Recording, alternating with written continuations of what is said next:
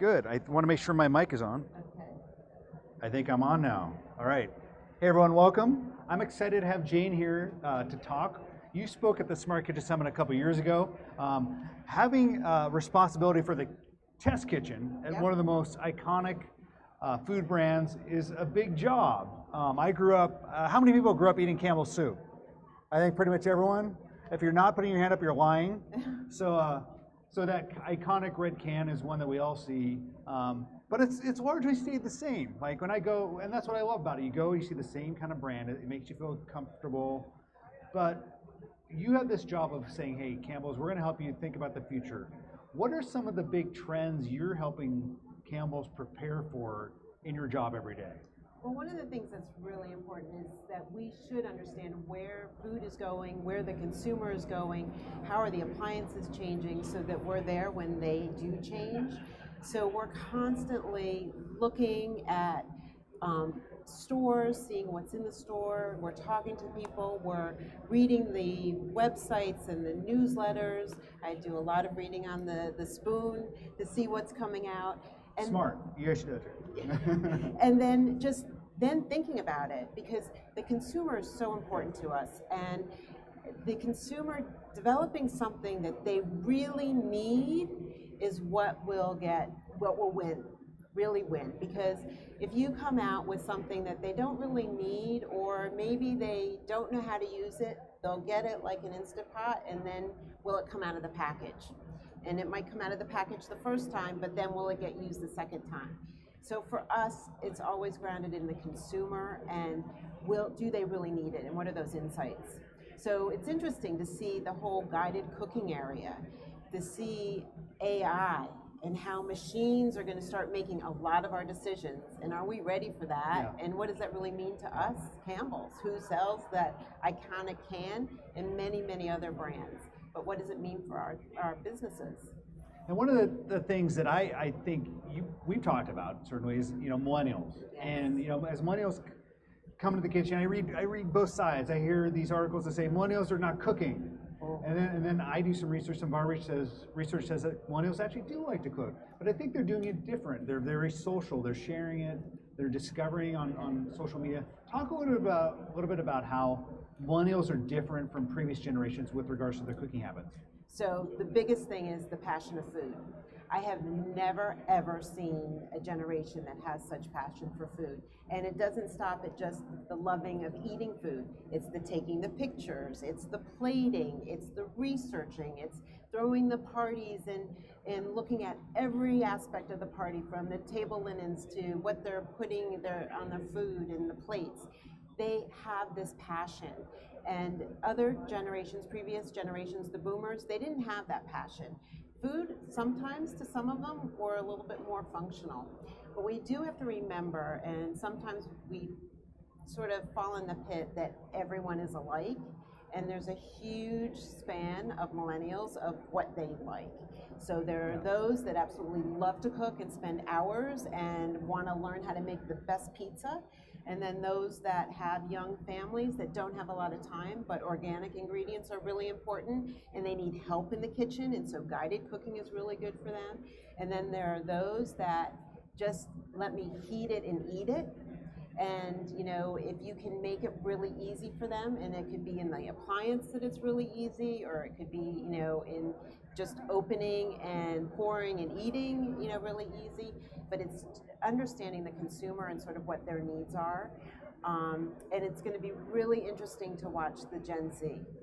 What are they going to be? How are they going to love Any early indications on that? I mean, is it too early to kind of... Well, they're young, so they're anywhere from 8 to about 20. So they're just getting started. So it's interesting because the millennials are starting to get a little old. Yeah. It's not as young as we were. A little gray hair. Yeah. They're starting, to get more established families. I think it's instant with the Gen Zs, because if you think of it, they have these phones, they're instantly getting information.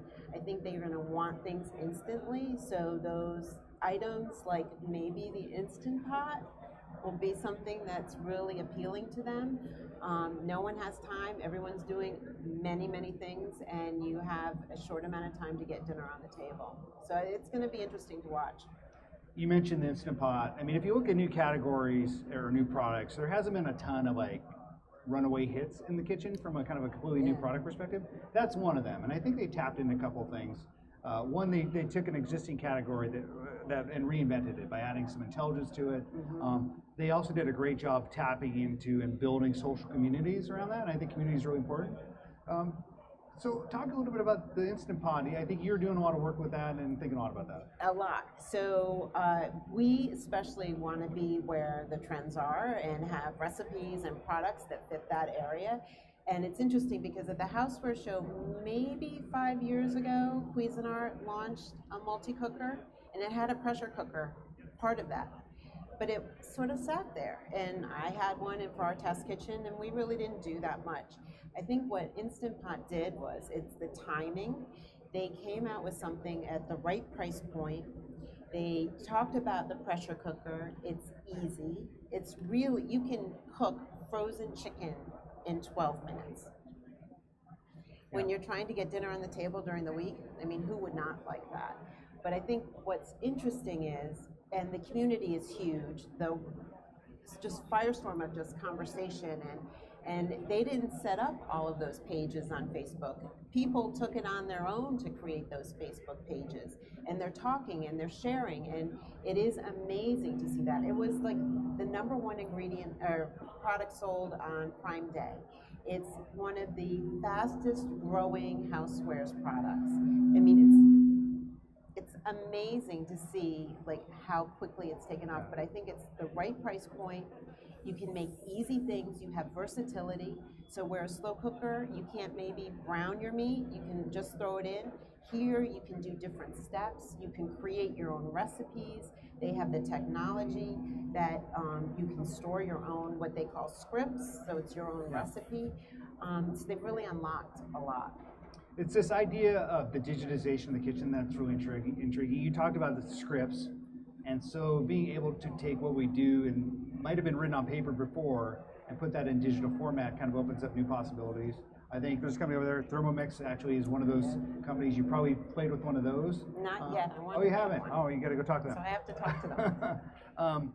So I think that's transformative as you start to digitize the kitchen. So it's interesting watching sort of the history of food and where it's gone. So it used to be, you know, cookbooks, and everyone lived by the cookbook. Then the internet came, and everyone was pulling things off of the internet to get their ideas, and they were storing them in electronic recipe boxes. They're not doing that anymore. Now it's the equipment that has the information in it. So they're embedding the recipes, and people can cook from that. So what is it going to be though for, you have these what we call head recipes. So these recipes that you do often, and they're in your head, and you don't need any measurements. So with technology now, are people going to remember how to do these recipes? It's like, do you remember phone numbers? Yeah. You don't have to know them now. They're just programmed into your phone. So it's going to be interesting to watch the evolution. What's next after these recipes being embedded? And then how are you going to search for recipes? If it's in your mixer, are you going to have the world to search from, or is it going to be a very limited? And then is it going to work? And that's the other thing Christoph talked about, you know, the recipe works and the deliverability of that and the great outcome, because that's what's critical. Yeah, I mean, you look at how our behavior changed around digital music. I mean, I used to collect physical things, and now it's like you just turn and there's a constant stream of whatever you want. So is there like an iTunes and then ultimately a Spotify of recipes? How transformative is that to behavior over time? It's going to be very transformative. But what's really interesting is all the platforms that are out there, and how can these platforms come together? Because you're not going to want all these different apps. You want it to be very easy, but no one has really thought about the consumer journey and all of the steps the consumers go through as they think about what they're going to make, the inspiration, the getting the product, the actually making it. And if you are just embedded in one unit, you're really limiting the person. So how do different platforms come together, still give you the breadth of what you want to find and satisfy you, but make it easy? because nothing is worse than being interrupted when you're trying to make dinner. And Yes. I've played with a few apps, I've played with a few tools that are sort of guided, and the first thing the developer will say was, well, we'll give you an ad so you can see your product come up. And I'm like, don't interrupt me when I'm cooking. I want to get the dish done. So it's interesting. I want to see if there's any questions, by the way, out in the audience. Because if there isn't, we'll keep going. And think about questions, because if you have questions, I mean, this is a great opportunity to ask someone who's running an important. I have a question. Just thinking, what is your home kitchen like? You go home from this test kitchen at Campbell's. Like, do you have are you disappointed? Like, oh, I'm at my home kitchen. I don't know if here. It's extremely comfortable, my home kitchen. But if you envision.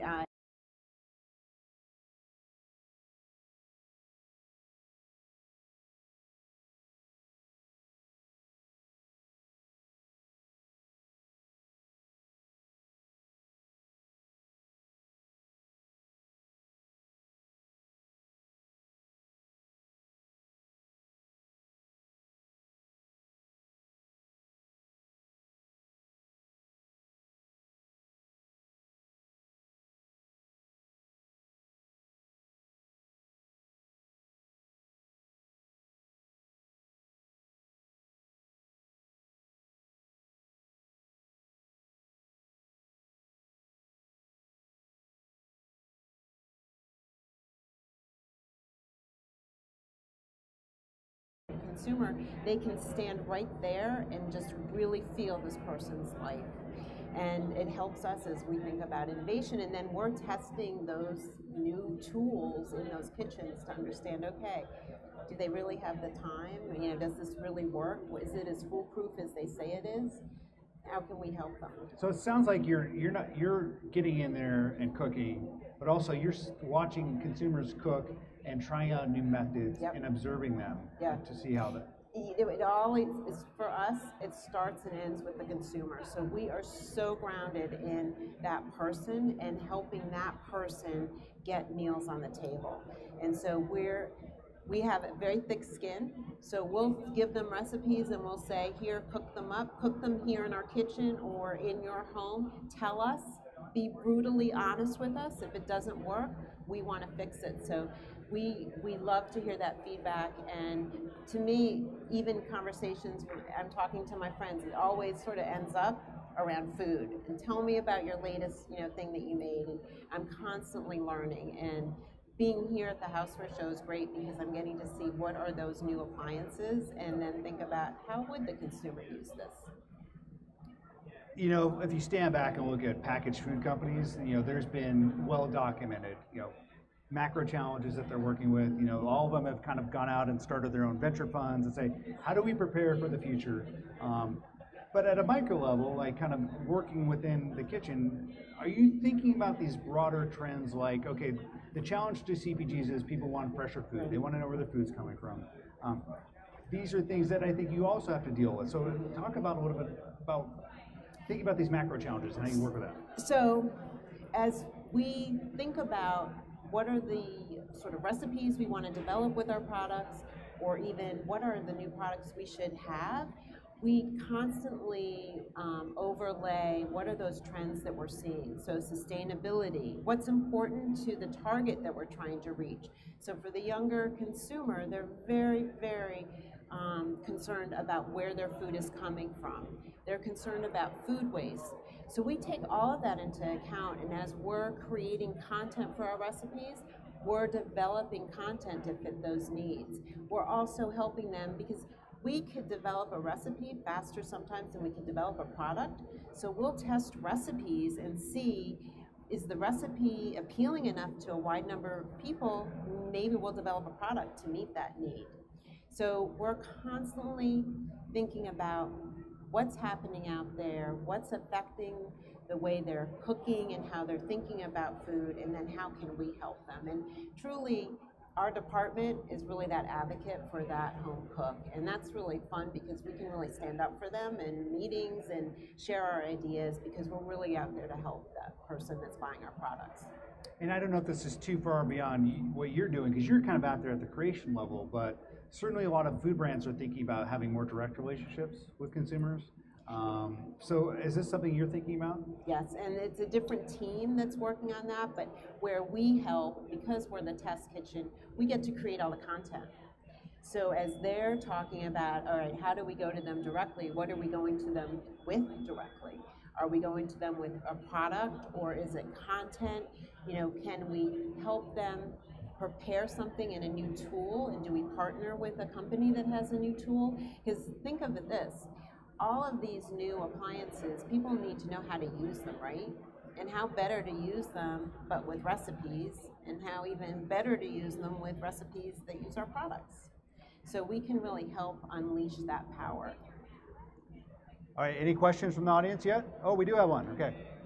So I work for Cox Media, and I'm doing a similar thing, developing a test kitchen for one of our cooking brands. What are some of the challenges that you face when it comes to coming up with fresh new content that isn't something you did a year ago around Thanksgiving, right? How do you come up with new stuff? So let me repeat the question. So what are the challenges coming up with new content and coming up with new ideas for the test kitchen?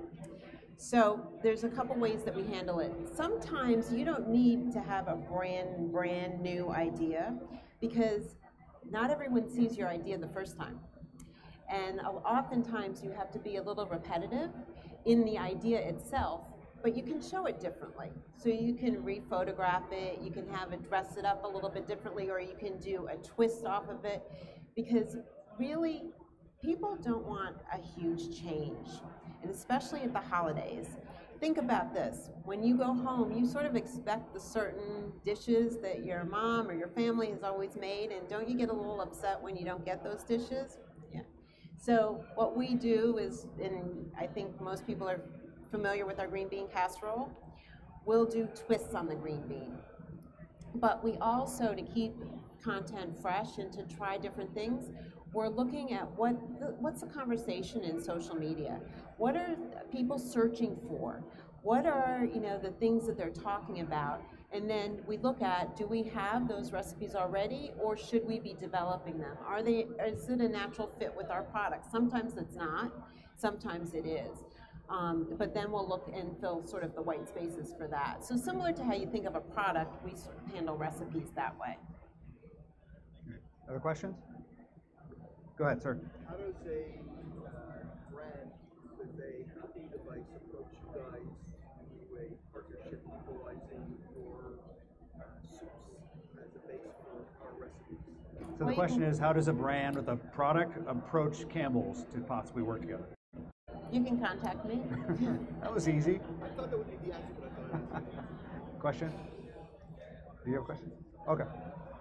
So it's interesting you brought up this idea of checking social media, and food bloggers are super influential now, and they're increasingly growing their platforms through whether it's getting on YouTube or whatever. Do you find as you're out there checking the temperature of what the trends are that you may want to partner with some of these kind of independent creators? Yeah, we're constantly watching and seeing when it makes sense to partner with them. The thing is, we also, in working with bloggers, we know our products really well, and we have a thorough amount of testing that we do to our recipes. So that's the one thing we always make sure that we feel comfortable that whomever we do partner with, that it's quality and that it'll have a great outcome. Because we don't want to really be associated with anything that shouldn't work at home for a person. So when we're testing and developing recipes, we put a lot of rigor behind that. We don't just test it once and think that it's going to work and then just write it up and just send it out. We have a slew of editors, we have a recipe style, we have multiple rounds of testing, different ingredients, different people, different pieces of equipment. If we're doing anything, so multi-cookers, we'll test in many different brands to ensure that it always comes out right. So that due diligence, and we feel really strongly about that because that's our name, and that's actually my name behind that. So we want it to work and have a great outcome for our home cooks. In the previous chat, I talked with Christoph Mills from Heston, and one of the things he pointed out was how they have a multidiscipline kitchen. And having software people talk with chefs, and there might be different languages, but I think ultimately what happens is they learn a lot from each other. And so can you talk to how maybe your kitchen has changed, or the new disciplines you guys have been bringing in as the kitchen's evolving and you're trying to prepare yourself for the future? So it's interesting, when we're testing either smart or connected appliances, our huge partner in the building is our IT team, because we have to get these pieces to work in an infrastructure that we're a business and we have firewalls. And so the IT team is like my sort of right-hand partner on this. We don't start a project without them on board. But then we also call on internal employees to give us feedback on our recipes. So we'll oftentimes co-create recipes with them. So we'll come up with the idea, we know what the challenge is from the marketing team, but we'll bring them on board and say, hey, here's this recipe, taste it, give us feedback. How would you make it? Is this step too hard? So we'll actually send the recipe home with them and get feedback. We have a very collaborative team, even with the marketing team. So usually our teams consist of a marketer, a researcher, a product developer, because we're working with their product and the product developer has developed the product. And we'll have several people on my team in the test kitchen. Sometimes we'll have PR come in, and we'll get a wide variety of input. And then it goes within sort of the quality area. We'll even bring consumers in and have them test and give us feedback on the way we're writing up a recipe. And especially with new products and new things that people aren't familiar with, how do you write a recipe for, sous vide, or for the Instant Pot where there's all these different dials? What's the best way to say it? So we'll get a lot of input. So we're extremely collaborative.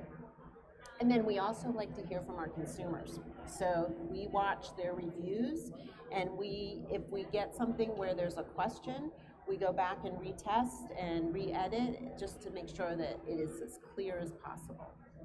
I think a lot of people, including myself, and quick show of hands, who uses a voice assistant in the kitchen? What? All right. I gotta believe this one.